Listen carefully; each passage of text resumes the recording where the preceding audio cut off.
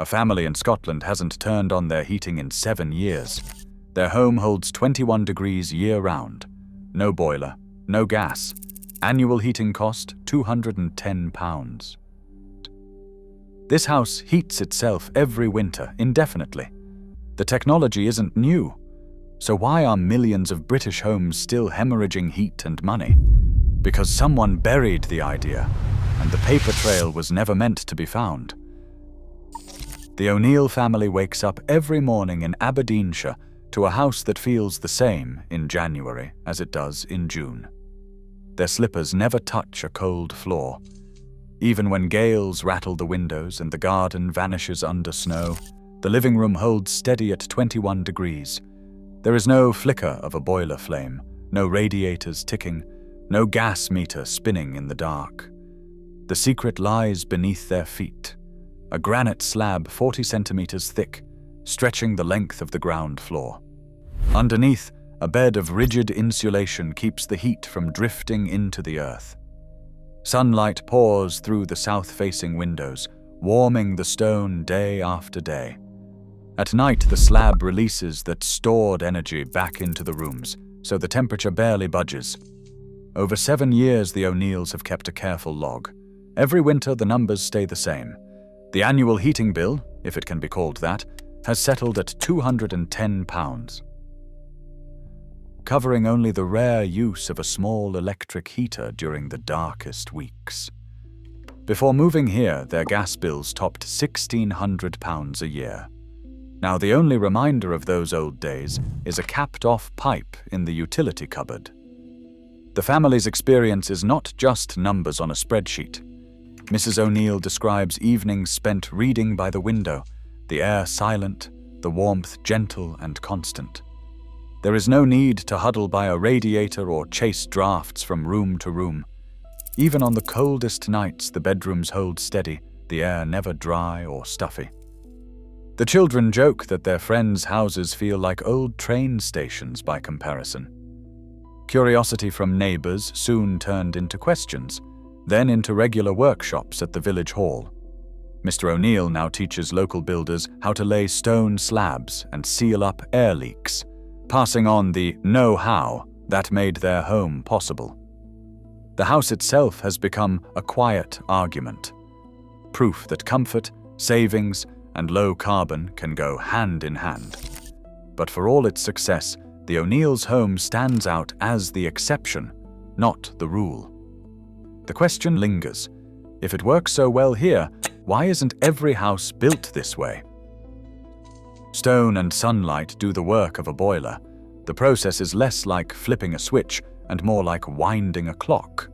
It begins with the windows, south-facing and triple-glazed, covering about 1/3 of the wall.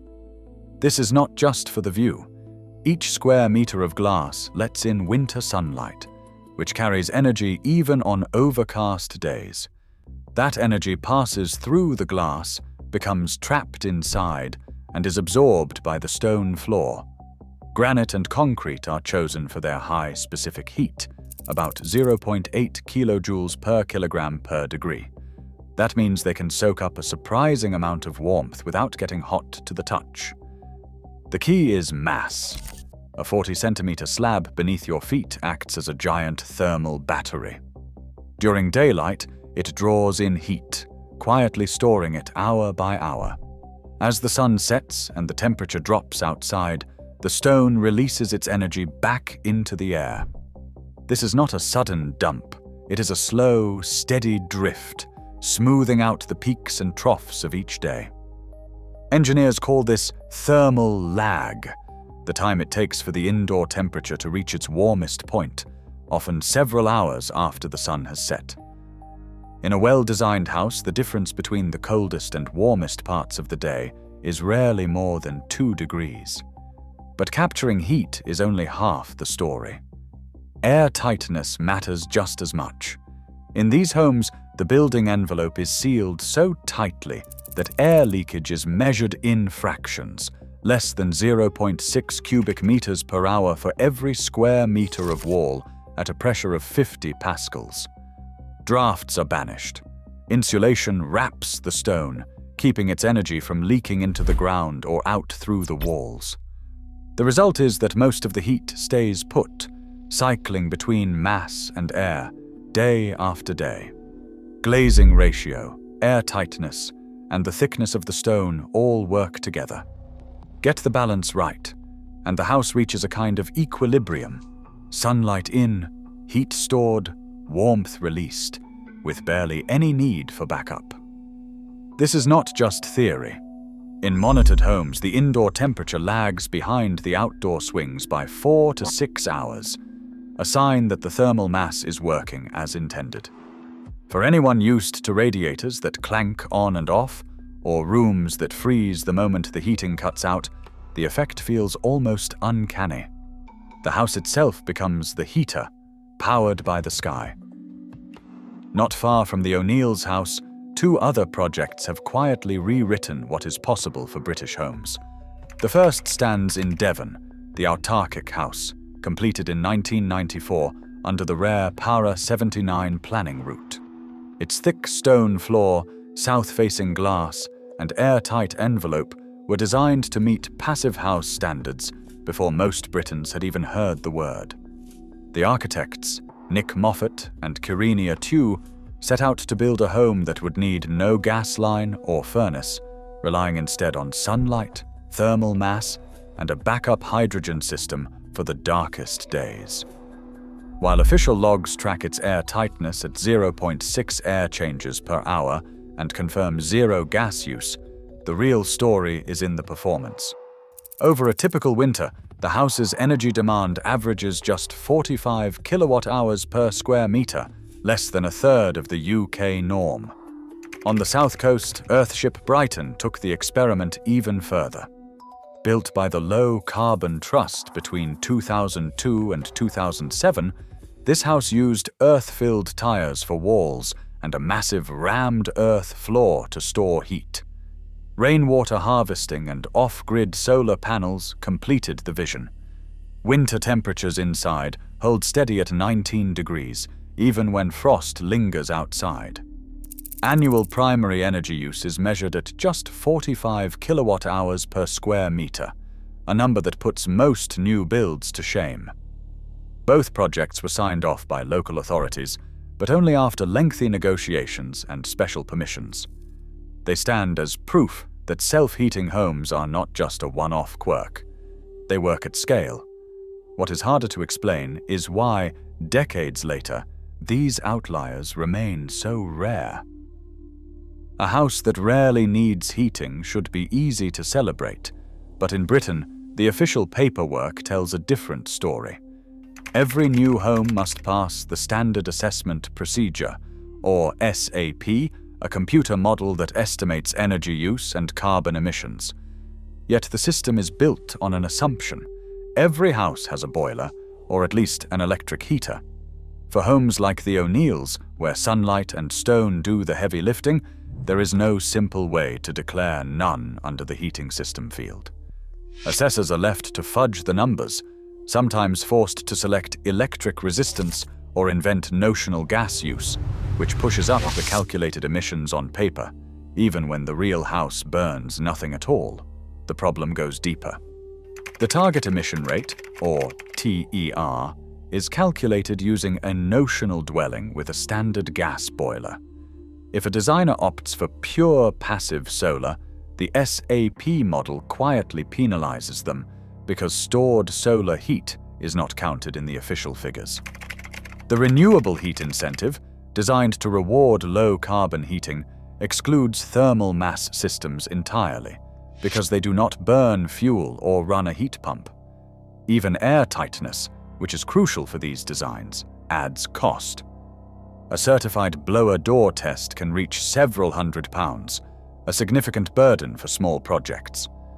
All of this means that, on the government's own forms, a house that heats itself can appear less green than one with a modern boiler. The rules do not fit the reality, and the gap is not just technical. It is a barrier that keeps self-heating homes on the margins. Gas boilers are more than just a fixture in British homes. They are a business model. For the country's biggest builders, every boiler installed is not just a tick on a compliance sheet, it is a source of steady income. Market analysis shows that up to 12% of a builder's profit on a standard two-bedroom house comes from heating systems, the sale, the installation, the aftercare, and the service contracts that follow. Extras like smart thermostats and premium radiator packages push margins even higher. Without a boiler to sell, those profits vanish. In industry submissions to government consultations, trade bodies have repeatedly argued that reliable, controllable boilers are essential. That language also protects a lucrative revenue stream. The incentives are clear. As long as the business of warmth depends on hardware and aftercare, designs that heat themselves are left on the shelf. Researchers who study passive solar homes are quick to add a few words of caution. Professor Sarah Kirkwood, for example, notes that without careful design, these houses can overheat, especially in southern England, where winter sun can be intense on clear days. Shading isn't optional, it's essential, whether through roof overhangs or external blinds. The Chartered Institution of Building Services Engineers has also flagged another risk: moisture. If insulation and ventilation are not handled properly, condensation can form on cold stone, leading to damp or even mold. And while the O'Neills have mastered the details, not every builder has the skills to replicate that success. The gap between theory and practice remains wide, and even the best ideas can falter if the workmanship falls short. Freedom of Information requests reveal a Cornwall pilot for passive solar homes, funded in 1994, quietly cancelled after just 2 years. The official reason was insufficient data. The project code appears in government records, but the technical reports arrive heavily redacted, whole sections blacked out, key findings missing. Patent filings for thermal mass systems show abrupt withdrawals, with docket notes listing commercial confidentiality as the cause. Instead of answers, the paper trail delivers blank spaces and shuttered files, hinting at a story written between the lines. Britain's homes still leak warmth, bills and carbon, while the technology to change it sits in plain sight. The real cost is not just in our pockets. It is in every winter lived under a cold roof. The future of home energy is waiting. Will we open the door? Open